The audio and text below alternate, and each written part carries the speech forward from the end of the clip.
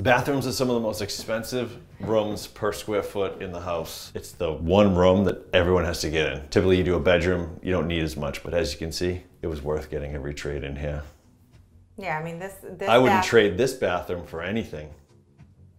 Years ago, this house was a ranch. At some point, somebody put a second floor on, made the second floor bathroom the same size as the downstairs bathroom, and there was this leftover space that they didn't really do anything with. It was just a walk-in closet. So the bathroom was just too small, and they just needed more room to kind of spread out and live and make the bathroom comfortable, because having 3 kids in that other bathroom was not good. No. Do you think a rancher put the second floor on? What? So the idea was use the walk-in closet, add that room to the bathroom so that there's enough space for everybody. One of the things that we definitely wanted to get in was a double sink.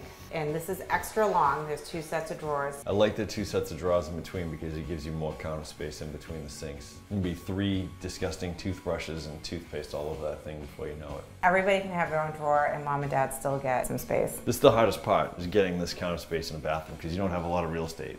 Right. So it's nice that they got a bigger area.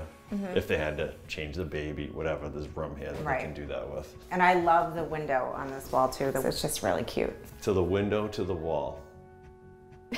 Actually, my favorite part's the light fixtures above the mirrors there. Yeah, the light fixtures are I like cool those too. the most. First problem that they had was we need a bigger bathroom. Yeah, there was so much room here that I just wanted to get something built in. We have the regular linen closet, but then we added this little nook here so the kids could all kind of have their own nook. Everybody could hang their towels here so that if the kids had stuff, could kind of stay out of the way. So there's a ton of storage in here. Everybody can kind of have their own space and have their own stuff. Basically all the space that we would have had for our vanity is this plus that drawer. So all that ended up on this side of the wall and gave them extra storage. Yeah, and I like that we didn't carry the vanity all the way over here because it wouldn't have fit the space as well. Let's talk about the shower design. They wanted kind of that white subway marble-esque look. Yep, very clean. Real marble's a lot harder to take care of, especially with children and everything. So this is marble-esque, but it looks great. And I love the hexes that we did on the back of the niche. So you got a nice shower here, and then if you're like, oh my gosh, I gotta pee before I go to the shower,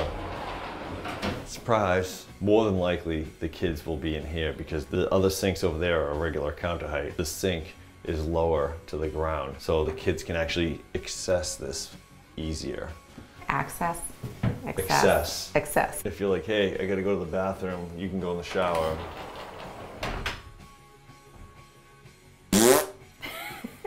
This is a whole separate area, so you can clean yourself, relieve yourself, get rid of the smell. There's a lot of relieving in here. And then come out to this nice, beautiful bathroom. It's still a second bathroom, but day to day, it's obviously much bigger than a normal bathroom. It has much more space, and to them, I think it's gonna make a real difference. As long as they don't have any more kids, they'll be fine. We won't have to expand this bathroom anymore. She texted me a few minutes ago and said she can't believe that this is her house, so. Those are always the good Those are texts the nice to get. ones. Yeah. Yeah.